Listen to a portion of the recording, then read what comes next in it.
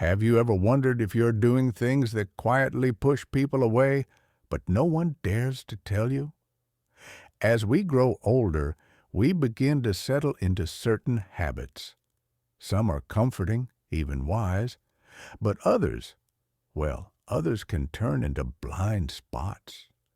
You might think you're simply being yourself, but the truth is, the people around you notice. And while they may not say anything, those habits can quietly impact how you're perceived by family, friends, and even strangers. In this video, we're going to uncover 12 ugly things you might be doing in old age that everyone notices, but no one tells you. And I don't mean ugly in the physical sense. I'm talking about the kinds of behaviors that slowly wear down your dignity, isolate you from others, and chip away at the grace and respect you've earned over a lifetime. Each of these signs will challenge you to reflect, not to judge yourself harshly, but to gently hold a mirror up and say, is this still serving me, or is it pushing people away? And here's the good news. Most of these habits are completely fixable. The first step is simply becoming aware. By the end of this video, you'll not only know what to look out for, but also how to carry yourself with more confidence, clarity, and grace in your later years. So stay with me until the end, because you may realize that a few small changes could make a big difference in how others experience you and, more importantly, how you experience yourself. Let's begin. Number 1. Neglecting personal hygiene. One of the first things people silently pick up on but rarely mention is when someone stops taking care of their hygiene. And I'm not talking about major neglect either. It's the little things. Wearing clothes that look like they've been worn 3 days in a row. Hair that hasn't been brushed. Fingernails that go just a little too long. A faint odor that lingers a bit too long after you leave the room. These may seem small, but they speak volumes. See, hygiene isn't just about cleanliness. It's about how we carry ourselves. In our younger years, we usually maintain these habits without even thinking. But as we get older, energy wanes, routines change, and some people start to feel like, what's the point? And that shift is subtle, but the people around you notice. They may not tell you outright because they don't want to embarrass you, especially younger family members. They don't know how to bring it up without hurting your feelings, so instead, they simply adjust. They sit a little farther away. They shorten the visit. They stop initiating hugs. But what they're really reacting to isn't you. It's the message your self-care is sending. It tells them you've given up a little, that maybe you don't value yourself as much as you once did. And here's the part no one says out loud. When you stop taking care of yourself, people unconsciously stop treating you with the same level of warmth and respect. Now, this doesn't mean you have to dress like a fashion model or wear cologne every day, but a fresh shirt, clean hair, and trimmed nails go a long way. They tell the world, I'm still here, I still care, I still respect myself and you. The truth is, people respond to your energy before they respond to your words. And hygiene is one of the clearest reflections of that energy. When you take care of yourself, it quietly invites others to treat you with kindness, closeness, and dignity. And that's a message worth sending. Number 2, speaking without a filter. As we age, something curious tends to happen. The inner voice that once said, maybe don't say that out loud, gets a little quieter and sometimes disappears altogether. You start speaking your mind more freely, maybe even proudly thinking, I've earned the right to say whatever I want. And while that may feel liberating, the people around you often feel something very different: discomfort. You see, there's a fine line between honesty and bluntness. And over time, maybe if you find yourself saying things that make people pause, shift in their chairs, or avoid eye contact, it might be a sign that what's coming out isn't just truth, it's harshness. Maybe you've caught yourself making remarks about someone's weight, appearance, relationship, or even how they're raising their kids. Maybe you've brushed it off with a chuckle and said, "I'm just being honest." Or, "Back in my day, we weren't so sensitive." But here's the reality. Honesty without compassion just sounds like criticism. And the people on the receiving end, they rarely tell you. They just start pulling back. You'll notice they stop inviting you to certain gatherings, or they don't stay on the phone as long. They love you, but they're trying to protect themselves from the sting of those small, careless remarks. Now, this doesn't mean you need to censor every word or walk on eggshells, but it does mean pausing before you speak and asking, is this helpful? Is this kind? Because sometimes what feels like speaking your truth is actually just releasing frustration, and it lands harder than you realize. A good rule of thumb: if you wouldn't want someone saying it to your grandchild, maybe don't say it to someone else's. The beauty of growing older is the wisdom you carry. And when that wisdom is wrapped in kindness, people lean in, they listen, they respect you deeply. But when it comes coated in sarcasm or judgment, they start tuning out. Even if your intentions are good, your words still have power. Maybe now more than ever. Use them to build connection, not create distance. If you're still watching this video and finding these insights valuable, please comment number 2 below to let me know you're here. And if you haven't subscribed yet, I recommend you subscribe and turn on the bell so you don't miss any videos. Your support helps us continue creating good content to inform and inspire you.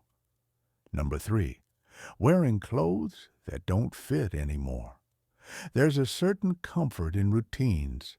Eating the same breakfast, walking the same path, wearing the same clothes you've had for years. And there's nothing wrong with consistency. But when it comes to clothing, what once looked classic can, over time, begin to feel careless. You may not notice it yourself, but the way your clothes fit or don't says a lot about how connected you are to the present moment. Pants that hang too loose, shirts that cling too tight, outdated styles from 20 years ago, or shoes that have long since lost their shape. These aren't just fashion choices. They quietly send a message that you've stopped paying attention, and while no one will come out and say it, they notice. It's not about following trends or trying to dress like someone half your age. It's about showing the world that you still see yourself as someone worth looking after. When people see an older adult in clothing that fits well, looks cared for, and reflects a sense of self-respect, they feel something instantly: admiration. It tells them this person still shows up in the world, not out of vanity, but dignity. Think about it. Would you wear the same suit to a job interview that you wore 25 years ago? Probably not. The same principle applies to everyday life. Our bodies change, our coloring shifts, and our energy evolves. Dressing in a way that reflects your current self, not your past, shows emotional presence and self-awareness. Now, I've heard some folks say, "What do I care what people think? I'm comfortable." And that's fair. But being comfortable and being dismissive aren't the same. You can be comfortable and put together. You can be relaxed and respectful of your appearance. Even something as simple as upgrading to a well-fitting pair of jeans or choosing a shirt that brings out your natural tones can change the way people respond to you. Not because of the fabric, but because of what it represents. That you're still engaged, still aware, still proud of who you are today. People won't compliment you directly. They may not even mention it at all. But they notice, they smile a little more, they treat you with a touch more reverence because, like it or not, the way we dress is the first thing the world sees, and even in old age, that first impression still matters. Number 4, interrupting or dominating conversations. We all want to be heard, especially in our later years when we've lived through enough experiences to know a thing or two. But sometimes, in that desire to share what we know or to make sure our point is clear, we forget to leave room for others. It can start subtly. You're in a conversation and someone brings up a topic you've dealt with before. You jump in. You offer a story. You start explaining what they should do. Before you know it, 10 minutes have passed and no one else has spoken. What's tricky about this habit is that it doesn't come from a bad place. Most of the time it's rooted in a genuine desire to help. But here's the problem.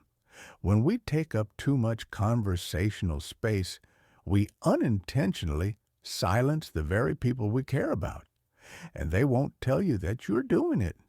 Instead, they'll start drifting away. They'll stop calling as often. They'll keep conversations shorter. You'll feel the distance, but you won't always know where it came from. People want to feel seen and heard, not lectured. And when every conversation starts to feel like a one-way street, it quietly wears down the relationship, especially with younger adults or grandchildren who already may feel a little unsure of how to connect with someone from another generation. It's not about saying less. It's about listening more, letting there be pauses, asking more questions than you answer, and resisting the urge to jump in with advice unless it's asked for. One of the most powerful things an older person can do in a conversation is to hold back just enough to let others fully express themselves. Not because you don't have something wise to say, but because they need to know that what they say matters too. And here's the irony. The less you dominate the conversation, the more people seek your input, the more you listen, the more they trust you. You become someone they want to talk to, not someone they feel they have to brace for. So next time you're in a group, or even just chatting one-on-one, pay attention. Are you truly listening, or are you just waiting for your turn to speak? That small shift in awareness can change everything. Because when people feel heard, they open up, they draw closer, and they start looking forward to the next conversation instead of dreading it. Number 5, complaining about kids these days. It starts as a simple observation. You see a teenager glued to their phone and think, back in my day, we actually talked to each other. You hear someone in their 30s making a decision you disagree with and think they have no idea how the real world works. And before you know it, these thoughts start slipping out in conversations with friends, with family, even with strangers. You may not realize it, but when you constantly criticize younger generations, it sends a powerful and often damaging message. It tells the people around you, especially your children and grandchildren, that you're not interested in understanding them. that you're stuck in a time that no longer exists. Now, here's the uncomfortable truth. Every generation thinks the one coming up behind them is missing something. That's nothing new. But when that criticism becomes your default, it doesn't make people see you as wise. It makes them see you as bitter. You might mean it as a joke. You might think you're just pointing out the obvious, but to the people hearing it, especially those under 50, it often feels like rejection, like you're dismissing their entire world, their values, their way of life. And the result? They stop opening up. They keep things light. They avoid deeper conversations because they're bracing for judgment. Even when they love you, they start keeping a part of themselves at a distance. Now, that doesn't mean you have to agree with everything younger folks do. It doesn't mean you have to embrace every new trend or idea. But what it does mean is choosing curiosity over criticism, asking instead of assuming. When you shift from saying, "These kids today have it easy," to asking, "What's it like trying to find your way in this world?" Now you open the door to connection. You create space for dialogue, not division. Remember, your value doesn't come from comparing the past to the present. It comes from bridging them, from being the steady hand that reaches across generations, not the voice that shouts from behind. And believe it or not, when younger people feel respected by you, they listen more, they ask questions. They come to you not because they have to, but because they want to. You become not just the elder in the room, but the one they admire, trust, and turn to, not for lectures, but for wisdom that listens first, then speaks. That's real influence. And it starts with letting go of the need to be right about how it used to be, and leaning into who you can still be right now. If you're still watching this video and finding these insights valuable, please comment number 5 below to let me know you're here. And if you haven't subscribed yet, I recommend you subscribe and turn on the bell so you don't miss any videos. Your support helps us continue creating good content to inform and inspire you. Now, let's move forward. Number 6, ignoring modern etiquette. There's a kind of social awareness that often goes unnoticed until it's not there. Things like speaking loudly on your phone in public, standing too close in line, or playing a video without headphones in a waiting room. Small behaviors, sure, but they can have a big impact on how others perceive you. Now, these things might not have been a big deal decades ago. Back then, people were more tolerant of loud conversations or unexpected behavior. But times change, expectations shift, and what used to be considered harmless now makes people quietly uncomfortable. And here's the tricky part. You may not even realize you're doing it. No one pulls you aside and says, "Hey, could you turn that down?" Or, "Do you mind stepping back a little?" Instead, they'll give you a look, or avoid eye contact, or move to another seat. It's not personal, but it is real.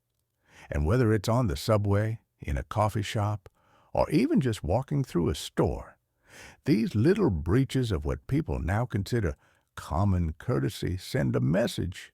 They say, "I'm not aware of how I affect others." And the truth is, people don't always give older adults the benefit of the doubt.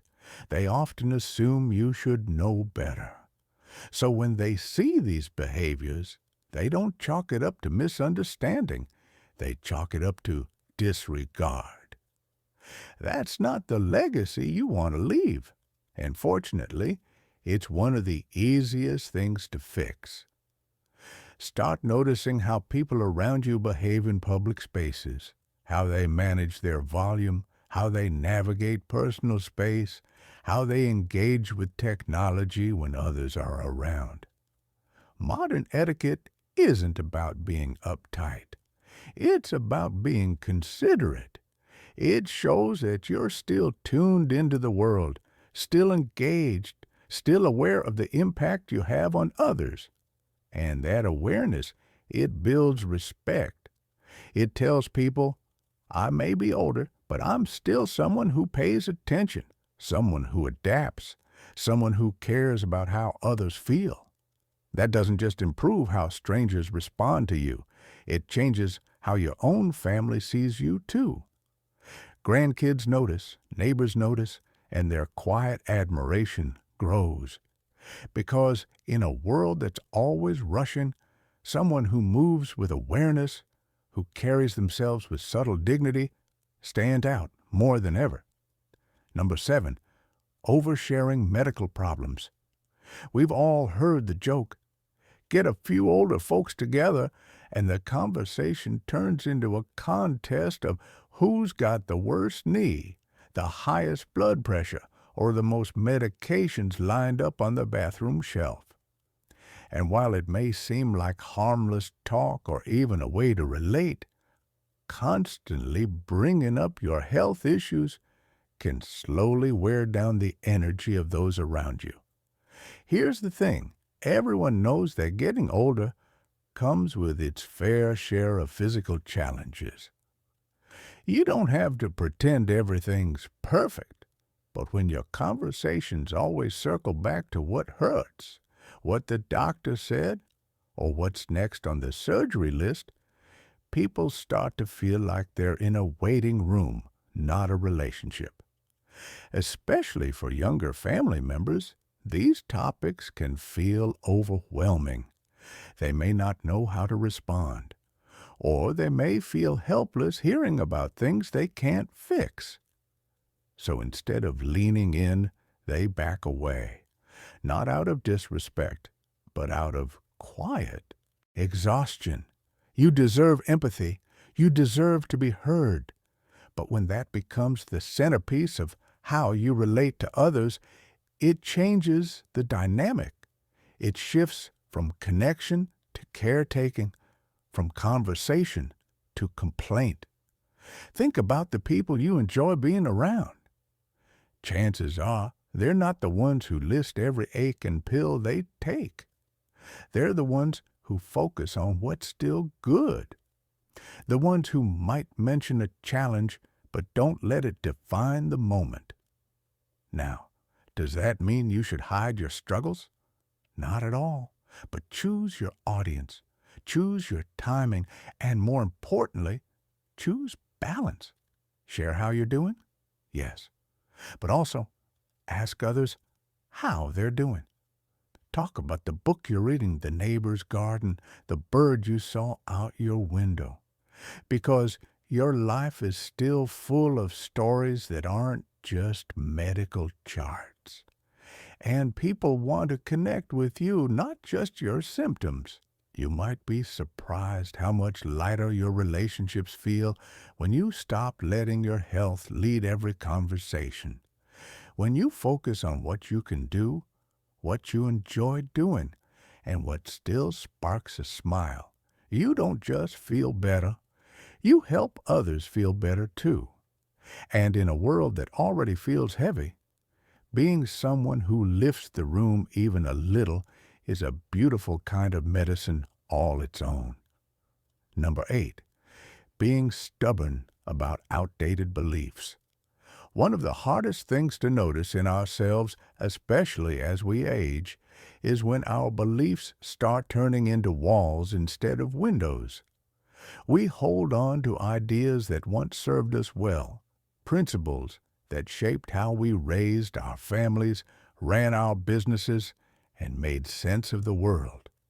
But over time, if we're not careful, those beliefs can harden into absolutes that no longer reflect the world we're living in now. You might find yourself saying things like, "That's just how it is," or People are too sensitive these days, or I don't care what the science says. I know what's right. And while you may feel confident in your views, what others often hear is something very different: resistance. The truth is, the world has changed, and it's still changing. Technology, culture, gender roles, mental health awareness, the way we communicate, it's all evolving fast.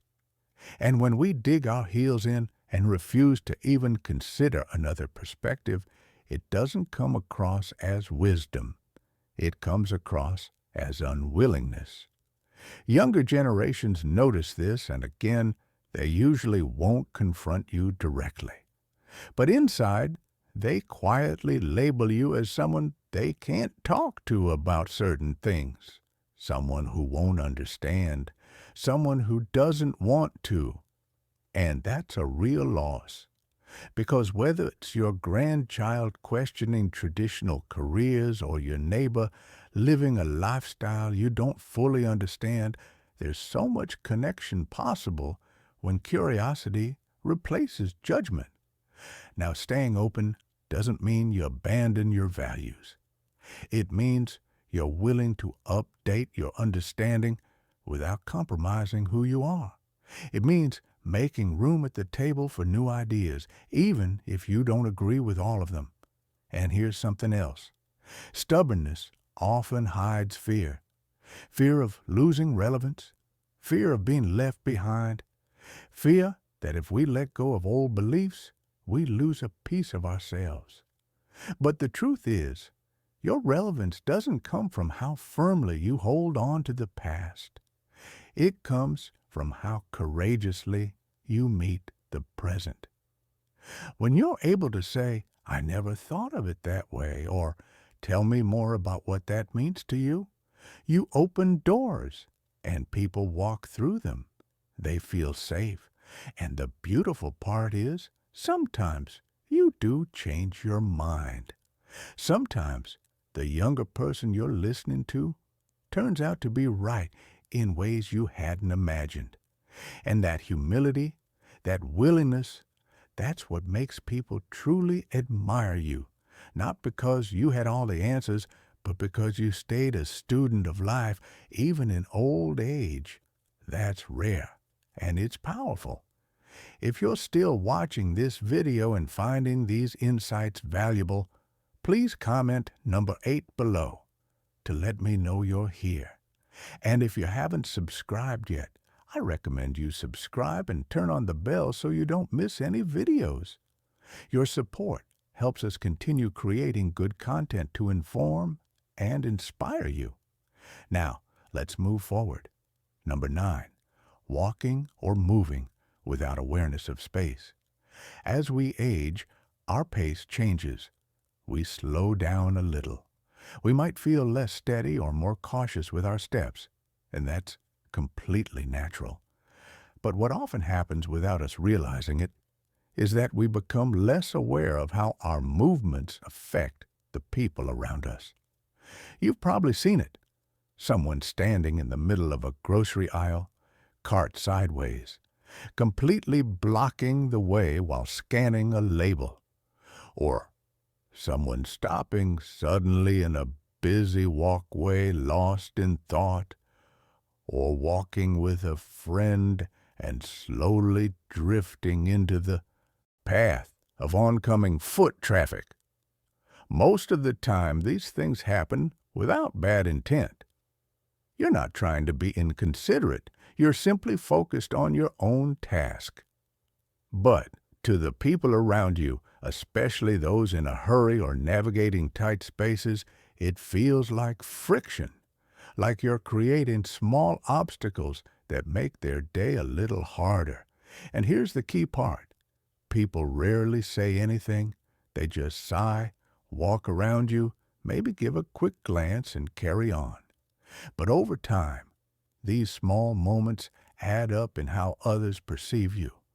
They might start to see you as that person who's always in the way, or they may silently decide to avoid situations where they'd have to walk beside you, shop with you, or navigate public spaces together. Not because they don't like you, but because they feel like they have to manage you. Now, I want to be clear. Slowing down is not the problem. The issue is awareness. You can move slowly and still be respectful of space. You can pause to read something and still keep to one side. You can walk carefully while being mindful of the flow around you. This is especially important in places like airports, busy sidewalks, malls, or even church hallways. These are shared spaces, and being considerate in them sends a strong message that you're still paying attention, that you still care about how you impact others. In fact, this kind of awareness is a subtle form of grace. It tells people you're not just focused inward, you're present, thoughtful, and kind. And the truth is, most people aren't expecting perfection. They're just hoping for a little effort, a little awareness, a little consideration when you show that you stand out. Not as a slower person, but as a considerate one. Someone who still moves through the world with dignity and a quiet sense of responsibility. And that kind of presence, it's more powerful than you might realize. Number 10, making jokes that don't age well. A good sense of humor is one of the best things you can carry into old age. It keeps you light, keeps others comfortable, and helps ease tension in even the hardest moments. But not all humor ages gracefully, and some jokes, especially the ones that once got a laugh decades ago, can quietly push people away today. You might be joking the way you always have. A little sarcasm here, a teasing remark there, maybe a comment that plays off old stereotypes or pokes fun at someone's background, appearance, or choices. You might even laugh as you say it and follow up with, "I'm just messing with you," or "Come on, lighten up." But here's what's changed: the world around you. And while humor used to rely on poking fun at differences, today people are far more sensitive to how words land, especially when they come from someone older. Younger folks, especially, are navigating a culture that emphasizes inclusion, empathy, and respect for diverse experiences. When a joke feels out of step with those values, it doesn't come across as funny. It comes across as disconnected, or worse, disrespectful. And they probably won't tell you. They'll just laugh politely, then avoid getting too close. You'll feel the distance, but maybe not understand where it came from. Now, that doesn't mean you have to walk on eggshells. It doesn't mean humor is off limits. But it does mean thinking twice before you default to certain kinds of jokes. Ask yourself, is this funny because it's clever or because it puts someone else down? The best kind of humor, especially at an older age, is the kind that lifts people up. That brings lightness, not discomfort. That shows you're not stuck in the past, but evolving right along with everyone else. In fact, nothing builds connection faster than being able to laugh at yourself. It shows humility. It shows perspective. It shows that you're not trying to prove anything. You're just here to enjoy the moment with others. And when people see that, they relax. They engage. They start seeing you not just as the older person in the room, but as someone who still gets it. A kind sense of humor will take you far, but a humor that's thoughtful, self-aware, and a little updated for today. That'll keep the door to connection wide open at any age. Number 11, acting helpless when you're not. Getting older brings real challenges. No one's denying that. There are things that used to come easy that now take more time, more care, sometimes more help.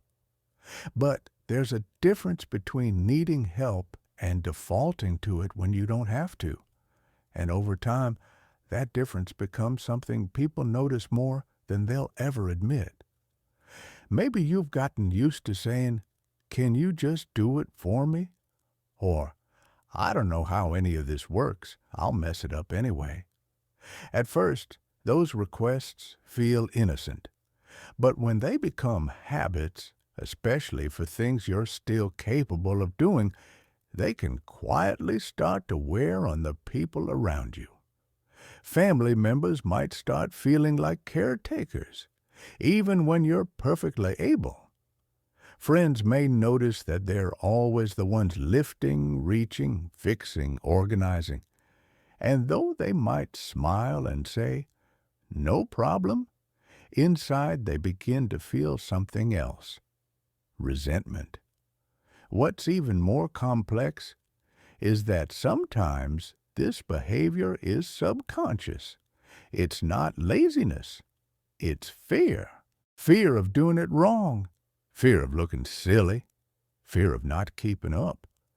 So you let someone else step in. And with each little surrender, your independence slips just a bit more. But here's the truth. People admire effort more than perfection. They'd rather see you try and struggle a little than give up altogether. Your children, your grandchildren, even your neighbors, they feel proud when you show you're still in the game, that you still want to learn, move, participate. And when you ask for help only when you truly need it, they trust you more. They don't feel like they're being manipulated or taken for granted. They feel honored to step in because they know it comes from a place of honesty, not habit. Maintaining your sense of agency isn't about pretending you're 30 again. It's about showing up with what you can do, asking clearly for what you can't, and respecting the line between the two. You'd be amazed how empowered you feel when you start reclaiming the little things, carrying your own bag, figuring out the new remote, following a recipe without asking someone to hover. These small wins build confidence. They remind you and everyone around you that age may change what you're capable of, but it doesn't take away your strength, your will, or your dignity, because the people who truly age well aren't the ones who never ask for help. They're the ones who know when to ask and when to stand tall and say, "I've got this." Number 12, pretending you're always right. We all like to feel we've earned our place at the table, especially after decades of life experience, hard choices, and lessons learned the long way. So it's understandable that at a certain point, many older adults feel like they've got the answers, that they've seen enough to know how things work. And in many cases, they do. But here's where it gets tricky. When the need to be right overshadows the need to connect, people stop listening. It might show up in small ways: correcting someone's story at dinner, insisting your way of doing something is the only way that makes sense, rolling your eyes at new ideas, or brushing off someone else's opinion with, "Trust me, I know better." At first, others may shrug it off. They might even laugh. But over time, being around someone who always has to be right becomes exhausting. People start avoiding meaningful conversations. They withhold their thoughts. They stop challenging you, not because you convince them, but because it's just easier to stay quiet. The irony is, many older folks don't do this to be arrogant. They do it to feel safe, to feel like they still have authority in a world that's changing quickly around them. But when being right becomes more important than being kind or curious, it backfires.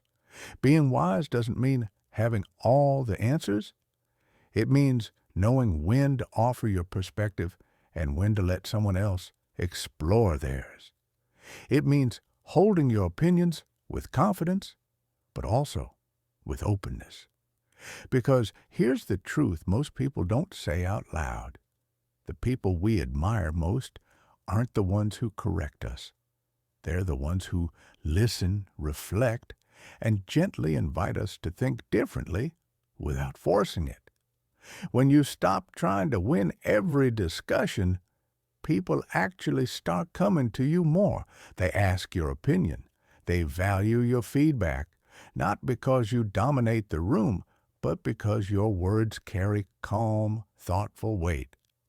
And when you do speak, because you don't speak just to win, your voice lands deeper.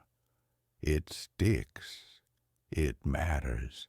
In the end, the need to be right fades. What lasts is how you made people feel. And when you leave space for others to be heard, challenged, and uplifted, your presence becomes something they truly treasure, not tolerate. Final thoughts. Now that we've gone through these 12 behaviors, take a moment to reflect, gently, without judgment. Which of these habits have quietly crept into your daily life? Which ones caught you by surprise? And which do you feel ready to shift, even if just a little? This video wasn't meant to shame or criticize. It was created to give you something most people don't. Honest insight wrapped in care. Because the truth is, these behaviors don't make you a bad person. They're simply blind spots. Things that settle in over time without us noticing. And once we do notice, that's when real strength shows. Not in pretending they don't exist, but in saying, I see it. I can do better. I still have the power to grow. That's what aging well is really about. Not clinging to the past, not resisting change, but stepping into each new day with self-awareness, grace, and the quiet strength of someone who still wants to connect, evolve, and be a source of warmth in other people's lives. So, as you move forward, keep these signs in mind, not as a checklist, but as gentle reminders, ways to keep showing up in the world with dignity, presence, and the kind of character that leaves others feeling respected, comfortable, and inspired. And remember, it's never too late to shift how you move through the world.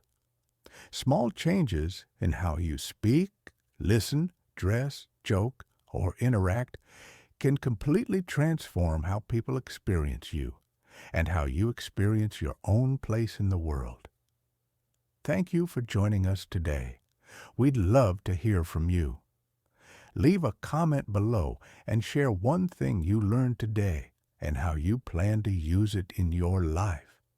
Your thoughts are important to us, so don't hesitate to share them. Reading your comments gives us great motivation and encouragement. If you enjoyed this video and found it helpful, please like, subscribe, and share. Your support helps us continue creating good content to inform and inspire you. Thanks for watching, and we look forward to seeing you in the next video.